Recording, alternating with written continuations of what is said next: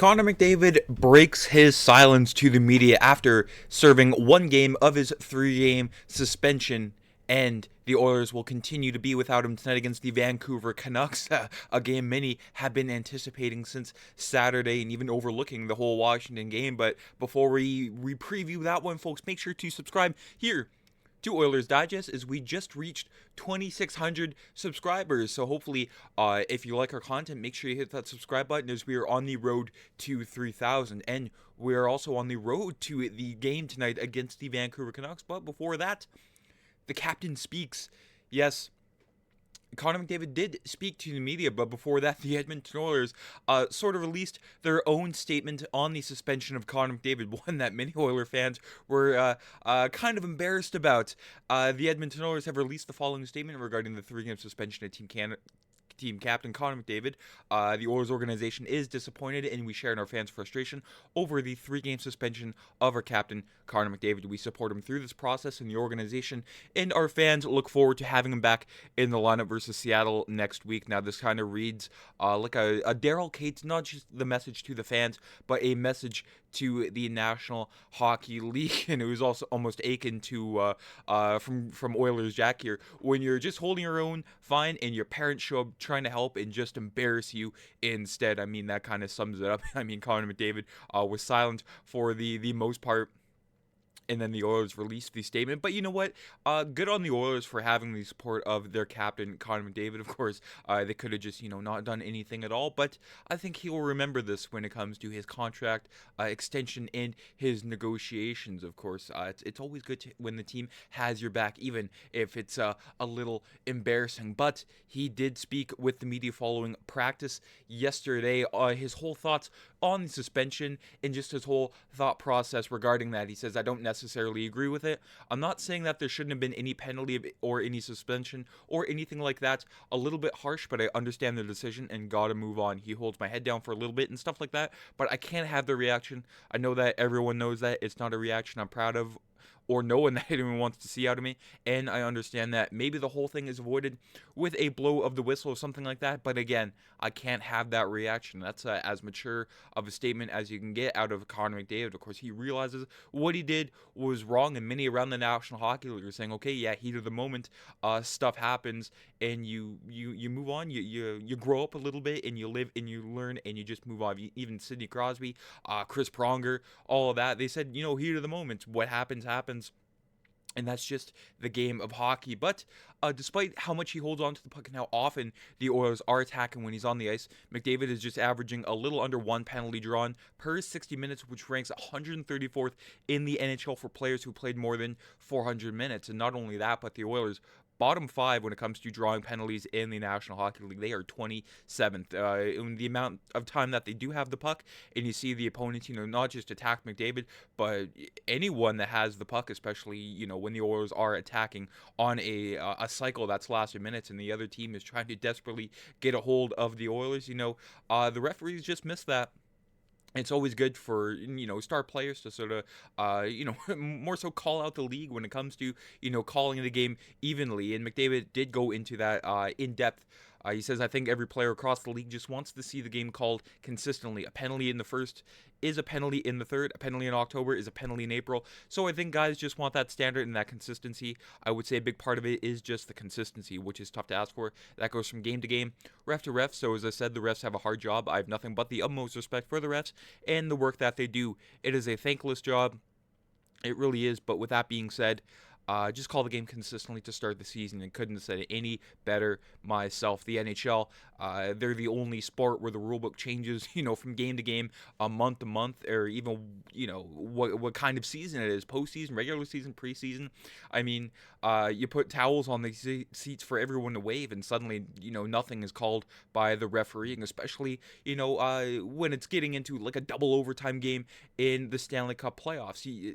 Anything that's, you see, an obvious, penalty in second overtime should be, a penalty all year round, no matter what the situation is. I get heat of the moment, the referees putting their whistles in their pockets, letting the boys play as they say. Yes, that's part of the game, but again, when there's no consistency, the players don't really know what to watch out for, because of course, you get a Connor Garland situation where he's can hold anybody down in the offensive zone, or the defensive zone, I should say, at the time where the game was in the third period, and get away with it. And the Oilers will be seeing Connor Garland tonight in Public Enemy. What Public Enemy? Yes, the Vancouver media has been hyping up Connor Garland as a Public Enemy before this game tonight against the Vancouver Canucks, 8 o'clock Central, 7 o'clock Mountain on Sportsnet. Like I said, Jeff Patterson here in Canucks media,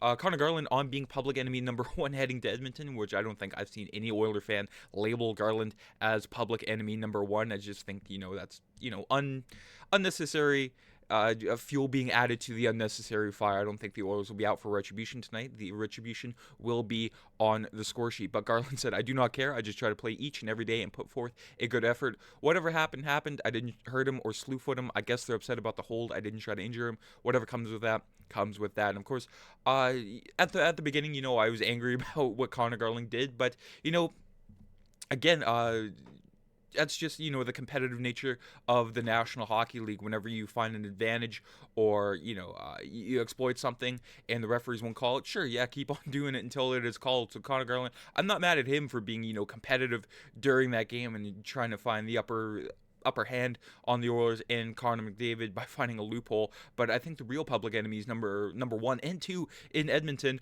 are Wes McCauley and Chris Lee, and I'd like to thank the National Hockey League for not assigning them this game tonight. Of course, again, fuel being added to the fire, and again, the NHL likes to avoid games where it get very physical very quickly. But I think Vancouver and Edmonton, they both have their own focuses on the game. Vancouver has been struggling lately. Edmonton struggling a little bit lately, and they're trying to avenge the captain Connor McDavid. So both teams have a focus, and it won't be trying to get retribution on one another. But the Oilers heading into tonight's game with sort of a reconfigured lineup here with Vasily Podkolzin, Leon Draisaitl, and Victor Arvidsson. Matisse Janmark finds his way into the top 6 alongside Ryan Nugent-Hopkins and Connor Brown, Corey Perry, Adam Henrique, and Zach Hyman. And lastly here, Jeff Skinner.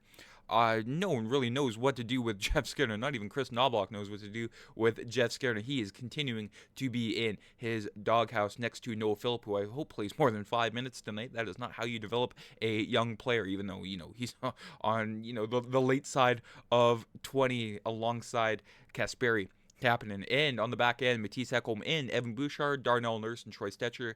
And lastly here, Brett Kulak and Ty Emerson. And Calvin Pickard gets the start tonight, but I wouldn't read too much into the Pickard, starting. It is a scheduled start here. You can see Stuart Skinner hasn't played more than 3 consecutive games this season, and he started the last 3 against Colorado, Vancouver, and Washington. So again, a scheduled start for Calvin Pickard. This isn't, more so a Kris Knoblauch sending the message to Stuart Skinner. This is just Skinner getting some rest before the Saturday afternoon game against the Buffalo Sabres, the last game of the suspension of Connor McDavid. And Kris Knoblauch had this to say about what the Oilers can do different on the power play. He said, "I don't think it's a complicated process. McDavid's not on the power play. We signed somebody to take that spot." Of course, Victor Arvidsson moved his way up into the first power play unit for the Oilers.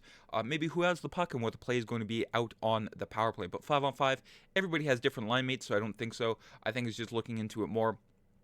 Everyone's playing their game, but it's just more responsibility for those guys to step up into play, moving the puck faster, but also guys moving their feet a little bit more. I think it was just a little stiff and stagnant, and it just didn't create very much. Of course, Kris Knoblauch always tinkering with things on the power play and throughout the lineup. So I think the Oilers, the first game without McDavid on the power play was a little bit of a wake-up call, a culture shock for them. So I think more time spent in practice, trying to get something more fluid without Connor McDavid on the power play. I know that's a tough ask, but I have more than enough faith in that Oilers power play to sort of get going, even without the guy that pretty much does it all, Connor McDavid. The zone entry and just trying to open up space in the offensive zone, because normally he loves that seam pass over to Leon Draisaitl for the one-timer. But when it comes to the Pacific Division standings, the Oilers, even though the Vegas Golden Knights are losing, the Oilers are unable to make up any ground on them because they are still 1 point back, even though Vegas has lost their last 4. Edmonton lost their last 2, and as you can see, they're still on the very, very, very bottom. The Vancouver Canucks, who are a point out of the second wildcard spot against the Calgary Flames. Now, when it comes to, winning the Pacific Division, your prize would be facing off against the Colorado Avalanche. So I don't know what fans want more, another matchup against the Los Angeles Kings in the first round, or they finally win the Pacific Division, and guess what? Your prize, the Colorado Avalanche. I mean, let me know down in the comments, who would you rather prefer? But we still got lots of hockey to play. I mean, I'm not counting my chickens before they hatch. It's still January 23rd here, talking about winning the Pacific. I know, how crazy am I? But the Canucks unable to build off that win against the Oilers on Saturday night, as they dropped a 3-2 decision to the Buffalo Sabres after leading 2-1 after 40 minutes. The Sabres were 2-17 during the season when they were trailing after the second period, but J.J. Peterka got the winning goal on the Vancouver Canucks last night. The Sabres dropped that one.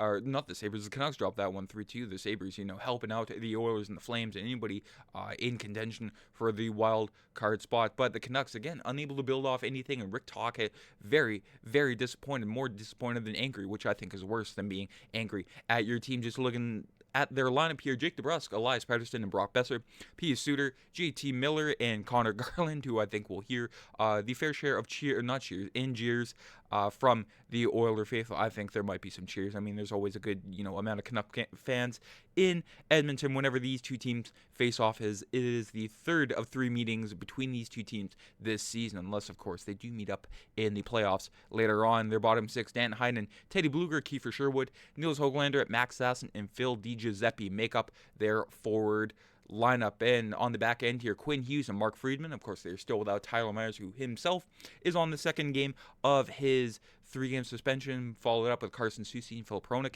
And lastly here, Derek Forbort and Vinny Desharnais making his return to Edmonton. Of course, these two teams have already played each other, but those games were in Vancouver, so he makes his return to Rogers Place tonight and getting the start in net tonight for the Vancouver Canucks. Thatcher Demko, who hasn't been, himself at all this season following his injury, the rehab and all that jazz, but only 3 wins in his 11 games so far this season, with a goals against average of 3.23 and a save percentage of .873. And his past 3 games have not been that solid for Thatcher Demko standards. An .885, I should say, against the Buffalo Sabres, an .867 against the Oilers, despite getting the win in that one, and a .762 against the Los Angeles Kings. But like I said, the Oilers and Canucks, I know many will be looking at this game as, revenge game, heated divisional battle. Yeah, it will be a heated divisional battle, but both teams, I don't think, will be looking for any retribution on one another. But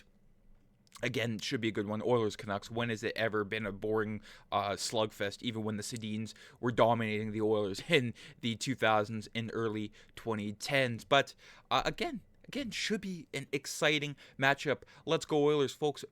Let me know down in the comments what you thought about the whole McDavid, media scrum there when he said, just call the game evenly, which they should. I mean, it shouldn't take the star player of the National Hockey League for the refs to get their stuff together. But make sure you subscribe here to the channel, and we will be back tomorrow for an Oilers Canucks preview. Should be a good one. Hopefully, should be a good one. Have a great rest of your day and enjoy the game tonight. I'm Matt.